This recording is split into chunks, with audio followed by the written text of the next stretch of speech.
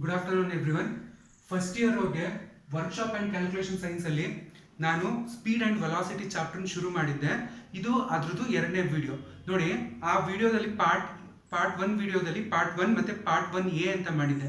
ಅಲ್ಲಿ ನಿಮಗೆ ಸ್ಪೀಡ್ ಅಂದ್ರೇನು, ವೆಲಾಸಿಟಿ ಅಂದ್ರೇನು, ಸ್ಪೀಡ್ಗೂ ವೆಲಾಸಿಟಿಗೂ ಡಿಫ್ರೆನ್ಸಸ್ಗಳೇನು ಅದನ್ನೆಲ್ಲ ಎಕ್ಸ್ಪ್ಲೇನ್ ಮಾಡಿದ್ದೀನಿ ನೋಡಿ.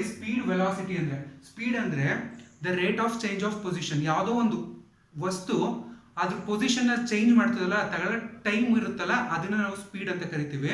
ವೆಲಾಸಿಟಿ ಅಂದರೆ the rate of change of displacement. ಇದನ್ನ ನಾವೇನಂತ ಕರಿತೀವಿ, ವೆಲಾಸಿಟಿ ಅಂತ ಕರಿತೀವಿ. ನೋಡಿ, ಇಲ್ಲಿ ಆಕ್ಸಿಲರೇಷನ್ ಅಂದ್ರೆ ಏನು ಅಂದ್ರೆ the rate of change of velocity of an object is called acceleration. ಅಲ್ಲಿ ನೋಡಿ, ವೆಲಾಸಿಟಿ ಅಂದ್ರೆ ಏನಂತ ಹೇಳಿದ್ದೆ, the rate of change of displacement ನಾವು ವೆಲಾಸಿಟಿ ಅಂತ ಕರಿತೀವಿ. ಇಲ್ಲಿ ನೋಡಿ, ಆಕ್ಸಿಲರೇಷನ್ ಅಂದ್ರೆ the rate of change of velocity of an object is called acceleration. ಅಂದ್ರೆ ವೆಲಾಸಿಟಿ ಚೇಂಜ್ ಆಗುತ್ತಲ್ಲ, ಅದನ್ನ ನಾವೇನಂತ ಕರಿತೀವಿ, ಆಕ್ಸಿಲರೇಷನ್ ಅಂತ ಕರಿತೀವಿ. ನೋಡಿ, the rate of change of velocity of N object is called acceleration ಅಂತ ಕರಿತೀವಿ. ಅಥವಾ it is the change of velocity in unit time. ಅಂದ್ರೆ ಇದು ಒಂದು ನಿರ್ದಿಷ್ಟವಾದಂತ ಟೈಮ್ ಅಲ್ಲಿ ಅದ್ರದ್ದು ವೆಲಾಸಿಟಿ ಚೇಂಜ್ ಆಗುತ್ತಲ್ಲ, ಇದನ್ನ ನಾವೇನಂತ ಕರಿತೀವಿ, ಆಕ್ಸಿಲರೇಷನ್ ಅಂತ ಕರಿತೀವಿ. ನೋಡಿ, ಆಕ್ಸಿಲರೇಷನ್ ಅಂದ್ರೆ ಇಷ್ಟೇ, ಅಂದ್ರೆ ಒಂದು ವೆಲಾಸಿಟಿ ಚೇಂಜ್ ಆಗುತ್ತೆ. ಇವಾಗ ನಾವು ಯಾವುದೋ ಒಂದು ಗಾಡಿನ ಮೂವ್ ಮಾಡ್ತಿರ್ತೀವಿ, ಒಂದೇ ಒಂದು ಕಾನ್ಸ್ಟೆಂಟ್ ಸ್ಪೀಡ್ ಅಲ್ಲಿ ಹೋಗ್ತಿರ್ತೀವಿ, ಆಯ್ತಾ. ಅಲ್ಲಿ ನಾವು ಒಂದಷ್ಟು ಸ್ವಲ್ಪ ಸ್ಪೀಡ್ ನ ಜಾಸ್ತಿ ಮಾಡ್ದಂಗೆ ಏನಾಗುತ್ತೆ, ನಮ್ಗೆ ಆಕ್ಸಿಲರೇಟ್ ಮಾಡ್ದಂಗೆ ಏನಾಗುತ್ತೆ, ನಮ್ಗೆ ಸ್ಪೀಡ್ ಜಾಸ್ತಿ ಆಗ್ತಾ ಹೋಗ್ತಾ ಇರುತ್ತೆ.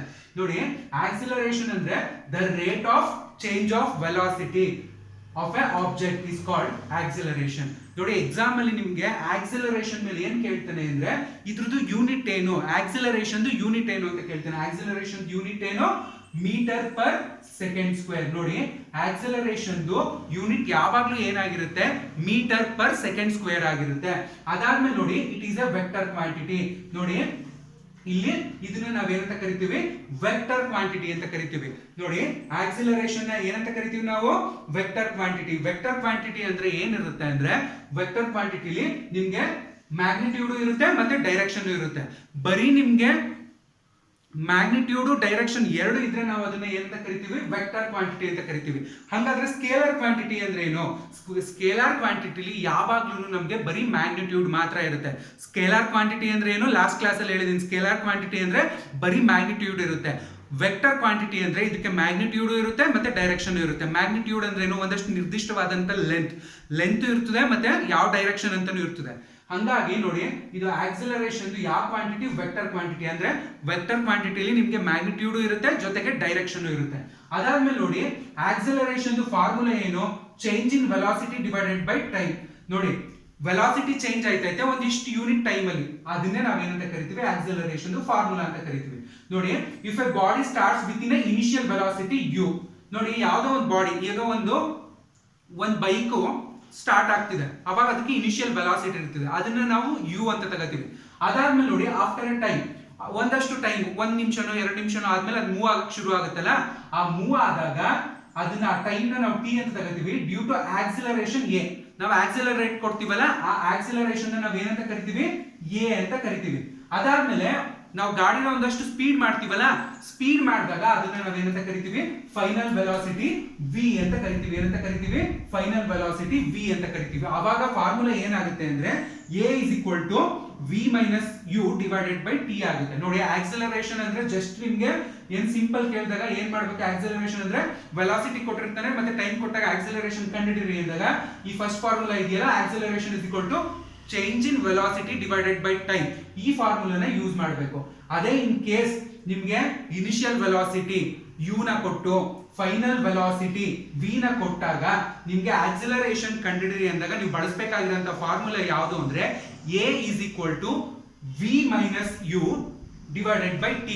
ಈ ಫಾರ್ಮುಲಾನ ನೀವು ಯೂಸ್ ಮಾಡಬೇಕು. ಅರ್ಥ ಆಯ್ತಾ? ಅದಾದ್ಮೇಲೆ ನೋಡಿ, ಆಕ್ಸಿಲರೇಷನ್ ಡ್ಯೂ ಟು ಗ್ರಾವಿಟಿ.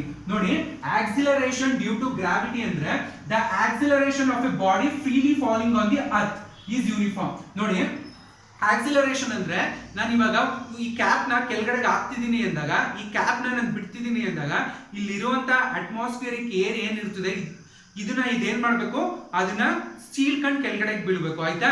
ಇದು ನಿನ್ ಕೆಳಗಡೆ ಹಾಕ್ತಿದ್ದೀನಿ ಅಂದ್ರೆ ಫ್ರೀ ಫಾಲಿಂಗ್ ಅಂತ ಕರಿತೀವಿ ಇದನ್ನ. ನೋಡಿ, the acceleration of A body freely falling on the earth is uniform and constant. ಈಗ ನಾನು ಏನ್ ಕ್ಯಾಪ್ ನ ಕೆಳಗಡೆ ಎಸ್ತೆ, ಕ್ಯಾಪ್ ಇರ್ಬೋದು ಯಾವುದೇ ವಸ್ತು ಇರ್ಬೋದು, ಕೆಳಗಡೆ ಎಸ್ತಾಗ ಅದೇನಾಗುತ್ತೆ ಅಂದ್ರೆ freely falling on earth is uniform and constant. ಅದನ್ನ ನಾನು ಕೆಳಗಡೆಗೆ ಹಾಕ್ತಾಗ ಕೆಳಗಡೆಯಿಂದ ನನ್ನ ಮೇಲ್ಗಡೆಯಿಂದ ಕೆಳಗಡೆ ತನಕನೂ ಅದು ರೀಚ್ ಆಗೋ ತನಕನೂ ಕಾನ್ಸ್ಟೆಂಟ್ ಆಗಿರುತ್ತೆ ಮತ್ತೆ ಯೂನಿಫಾರ್ಮ್ ಸ್ಪೀಡ್ ಅಲ್ಲೇ ಕೆಳಗಡೆ ಬೀಳುತ್ತೆ. ಆಯ್ತಾ? ಅದಾದ್ಮೇಲೆ ಅಟ್ ಅ ಪರ್ಟಿಕ್ಯುಲರ್ ಲೊಕೇಶನ್ ಯಾವುದೋ ಒಂದು ಪಾಯಿಂಟ್ ಅಲ್ಲಿ ಅದಕ್ಕೆ ರೀಚ್ ಆಗುತ್ತೆ. ಅದಾದ್ಮೇಲೆ ನೋಡಿ it's value has been determined with great accuracy. ಈ ಕೆಳಗಡೆಗೆ ಹೋಗಿ ಏನ್ ಬೀಳುತ್ತಲ್ಲ ಅದ್ರ ಆಕ್ಯುರಸಿ ಏನಿರುತ್ತೆ ತುಂಬಾ ಜಾಸ್ತಿ ಹೈ ಆಕ್ಯುರಸಿ ಇರುತ್ತದೆ. ಅದಾದ್ಮೇಲೆ it is also called as acceleration due to gravity. ಇದನ್ನ ಏನಂತ ಕರಿತೀವಿ? ಆಕ್ಸಿಲರೇಷನ್ ಡ್ಯೂ ಟು ಗ್ರಾವಿಟಿ ಅಂತ ಕರಿತೀವಿ.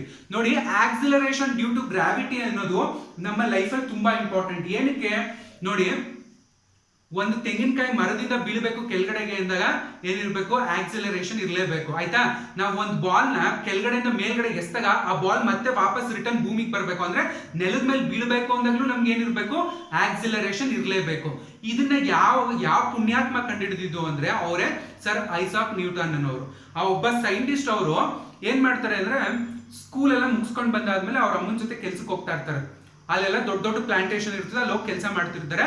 ಅಲ್ಲಿ ಒಂದು ಸೇಬಂದು ತೋಟ ಇರುತ್ತೆ, ಆಪಲ್ದು ತೋಟ ಇರುತ್ತೆ. ಅಲ್ಲಿ ಕೆಳಗಡೆ ಕೂತಿದಾಗ ಅವ್ರ ತಲೆ ಮೇಲೆ ಆಪಲ್ ಬಂದು ಬೀಳುತ್ತೆ. ಅವಾಗ ಅವ್ರು ಅನ್ಕೋತಾರೆ ಹೆಂಗೆ ಆಪಲ್ ಹಣ್ಣು ಮೇಲ್ಗಡೆಯಿಂದ ಇಲ್ಲಿಗೆ ಹೆಂಗ್ ಬೀಳ್ತು, ಏನಕ್ಕಿದು ಏನು ಅಂತ. ಅವಾಗ ಅವರು ಎಕ್ಸ್ಪೆರಿಮೆಂಟ್ಗಳು ಮಾಡ್ತಾ ಅವ್ರು ಏನ್ ಮಾಡ್ತಾರೆ, ಒಂದು ಆಕ್ಸಿಲರೇಷನ್ ಡ್ಯೂ ಟು ಗ್ರಾವಿಟಿ ಅಂತ ಇದೆ, ಗ್ರಾವಿಟಿ ಇದೆ. ಆ ಗ್ರಾವಿಟಿನ ಏನಂತಾರೆ? ಗುರುತ್ವಾಕರ್ಷಣೆ ಅಂತ ಕರೀತಾರೆ ಕನ್ನಡದಲ್ಲಿ. ಗುರುತ್ವಾಕರ್ಷಣೆಯಿಂದ ಏನು ನಾವು ಮೇಲ್ಗಡೆಗೆ ಏನೇ ಎಸೆದ್ರು ಎಲ್ಲ ಕೆಳಗಡೆಗೆ ಬೀಳುತ್ತೆ ಅನ್ನೋ ಎಕ್ಸ್ಪೆರಿಮೆಂಟ್ ನ ನಮ್ಗೆ ನ್ಯೂಟನ್ ಅವರು ಮಾಡ್ತಾರೆ. ಆಯ್ತಾ? ಅದಾದ್ಮೇಲೆ ನೋಡಿ, it is called acceleration due to gravity. It is always denoted by letter G. ನೋಡಿ, ಇದನ್ನ ಯಾವಾಗ್ಲೂ ಸ್ಮಾಲ್ ಲೆಟರ್ ಜಿ ಇಂದ ಡಿನೋಟ್ ಮಾಡ್ತೀವಿ. ಆಕ್ಸಿಲರೇಷನ್ ಡ್ಯೂ ಟು ಗ್ರಾವಿಟಿನ ಯಾವ ಲೆಟರ್ ಇಂದ ಡಿನೋಟ್ ಮಾಡ್ತೀವಿ ಅಂದ್ರೆ ಸ್ಮಾಲ್ ಲೆಟರ್ ಜಿ ಇಂದ ಡಿನೋಟ್ ಮಾಡ್ತೀವಿ. We can take its value. ನೋಡಿ, ಇದನ್ನ 9.80 ಮೀಟರ್ ಪರ್ ಸೆಕೆಂಡ್ ಅಂತ ತಗೋತೀವಿ, ಅಥವಾ 32 ಫೀಟ್ ಪರ್ ಸೆಕೆಂಡ್ ಸ್ಕ್ವೇರ್ ಅಂತ ಕರಿತೀವಿ. ನೋಡಿ, 9.81 ಅಂತಾನು ಕರಿತೀವಿ. ಇದನ್ನ 9.80 ಅಂತಾನು ತಗೋಬಹುದು, ಅಥವಾ 9.81 ಅಂತಾನು ತಗೋಬಹುದು. ಆಯ್ತಾ? 9.81 ಮೀಟರ್ ಪರ್ ಸೆಕೆಂಡ್ ಅಂತಾನು ತಗೋಬಹುದು, ಅಥವಾ 9.80 9.8 ಅಂತಾನೆ ಆಲ್ಮೋಸ್ಟ್ 9.8 ಅಂತಾನೆ ತಗೋತೀವಿ ನಾವು. 9.8 ಮೀಟರ್ ಪರ್ ಸೆಕೆಂಡ್ ಅಂತಾನೆ ತಗೋತೀವಿ, ಅಥವಾ 9.81 ಮೀಟರ್ ಪರ್ ಸೆಕೆಂಡ್ ಅಂತ ತಗೋತೀವಿ. ನೋಡಿ, ಇದನ್ನ ಫೀಟ್ ಅಲ್ಲಿ ಹೇಳಿದಾಗ 32 ಫೀಟ್ ಪರ್ ಸೆಕೆಂಡ್ ಸ್ಕ್ವೇರ್ ಅಂತ ಕರಿತೀವಿ. ನೋಡಿ, ನಿಮ್ಗೆ ಇಂಪಾರ್ಟೆಂಟ್ ಆಗಿ ಚಾಪ್ಟರ್ ಅಲ್ಲಿ ಈಗ ಈ ಕಾನ್ಸೆಪ್ಟ್ ಅಲ್ಲಿ ಆಕ್ಸಿಲರೇಷನ್ ಅಂದ್ರೆ ಏನು ಅಂತ ಗೊತ್ತಿರಬೇಕು. ಅದ್ರದ್ದು ಯೂನಿಟ್ ಏನು? ಆಕ್ಸಿಲರೇಷನ್ ಯೂನಿಟ್ ಯಾವಾಗ್ಲೂ ಮೀಟರ್ ಪರ್ ಸೆಕೆಂಡ್ ಸ್ಕ್ವೇರ್ ಅಲ್ಲಿ ಇರುತ್ತೆ. ಮತ್ತೆ ಅದ್ರದ್ದು ವೆಲಾಸಿಟಿ ಅಂದ್ರೆ ಅದಕ್ಕೆ ಏನು, ಅದ್ರದ್ದು ಯಾವ quantity? It is a vector quantity. ಇದೊಂದು ವೆಕ್ಟರ್ ಕ್ವಾಂಟಿಟಿ ಅಂತ ಗೊತ್ತಿರಬೇಕು ನಿಮ್ಗೆ. ಆಕ್ಸಿಲರೇಷನ್ ಅಂದ್ರೆ ಇಷ್ಟೇ, rate of change of velocity. ಒಂದು ವೆಲಾಸಿಟಿ ಚೇಂಜ್ ಆಗುತ್ತೆ ವಿತ್ ರೆಸ್ಪೆಕ್ಟ್ ಟು ಟೈಮ್, ಅದನ್ನ ನಾವೇನಂತ ಕರಿತೀವಿ? ಆಕ್ಸಿಲರೇಷನ್ ಅಂತ ಕರಿತೀವಿ. ನೋಡಿ, ಆಕ್ಸಿಲರೇಷನ್ ಅಂದ್ರೆ change in velocity divided by time. ನಮ್ಗೆ ಇನಿಷಿಯಲ್ ವೆಲಾಸಿಟಿ ಮತ್ತೆ ಫೈನಲ್ ವೆಲಾಸಿಟಿ ಕೊಟ್ಟಾಗ ನೋಡಿ v minus u divided by t ಅಂತ ಮಾಡಿದಾಗ ನಮ್ಗೆ ಏನ್ ಸಿಗುತ್ತೆ? ಆಕ್ಸಿಲರೇಷನ್ ಸಿಗುತ್ತೆ. ಈ ಫಾರ್ಮುಲಾಗಳನ್ನ ಏನಕ್ಕೆ ಬರುತ್ತೆ ಅಂದ್ರೆ ನಿಮ್ಗೆ ಕ್ಯಾಲ್ಕುಲೇಷನ್ ಗಳಲ್ಲಿ ಈ ಫಾರ್ಮುಲಾಗಳನ್ನ ಯೂಸ್ ಮಾಡ್ಕೊಂಡು ನಾವು ಪ್ರಾಬ್ಲಮ್ಸ್ ಗಳನ್ನ ಸಾಲ್ವ್ ಮಾಡ್ತೀವಿ. ಅದಾದ್ಮೇಲೆ ಆಕ್ಸಿಲರೇಷನ್ ಡ್ಯೂ ಟು ಗ್ರಾವಿಟಿ ಅಂದ್ರೆ ಏನು ಅಂತ ಗೊತ್ತಾಯ್ತು. ನೋಡಿ, ಆಕ್ಸಿಲರೇಷನ್ ಡ್ಯೂ ಟು ಗ್ರಾವಿಟಿ ನಿಮ್ಗೆ ಅದ್ರ ವ್ಯಾಲ್ಯೂ 9.8 ಮೀಟರ್ ಪರ್ ಸೆಕೆಂಡ್. ಈ ವ್ಯಾಲ್ಯೂ 9.81 ಅಂತ ಕೊಟ್ರು 9.8, ಇದ್ರಲ್ಲಿ ಆಕ್ಯುರೇಟ್ 9.8 ಅಂತಾನೆ. ಕೆಲವು ಸಂದರ್ಭಗಳಲ್ಲಿ ನಾವು 9.81 ಅಂತ ಯೂಸ್ ಮಾಡ್ತೀವಿ, ಬಟ್ 9.8 ಮೀಟರ್ ಪರ್ ಸೆಕೆಂಡ್ ಏನಿದೆ ಇದು ಗ್ರಾವಿಟೇಷನಲ್ ವ್ಯಾಲ್ಯೂ. ಆಯ್ತಾ? ನೋಡಿ, ಇಲ್ಲಿ ಮೇನ್ ಆಗಿ ನಿಮ್ಗೆ 9.8 ಅಂತಾನೆ ತಗೊಳ್ಳಿ, ಅಥವಾ ಇನ್ ಕೇಸ್ ಕೆಲವು ಕೇಸ್ಗಳಲ್ಲಿ 9.81 ಅಂತ ಕೊಡ್ತಾರೆ. ಸೊ ಜಿ ವ್ಯಾಲ್ಯೂ ಯಾವಾಗಲೂ ಎಷ್ಟಿರುತ್ತೆ? 9.8 ಇರುತ್ತೆ, ಮೀಟರ್ ಪರ್ ಸೆಕೆಂಡ್ ಸ್ಕ್ವೇರ್ ಅಲ್ಲಿ ಇರುತ್ತೆ. ಆಯ್ತಾ? ಅಥವಾ ನೀವು 9.81 ಮೀಟರ್ ಪರ್ ಸೆಕೆಂಡ್ ಸ್ಕ್ವೇರ್ ಅಂತ ತಗೋಬಹುದು. ಫೀಟ್ ಅಲ್ಲಿ ಕೊಟ್ಟಾಗ 32 ಫೀಟ್ ಪರ್ ಸೆಕೆಂಡ್ ಸ್ಕ್ವೇರ್ ಅಲ್ಲಿ ಇರುತ್ತೆ. ಆಯ್ತಾ? Thank you.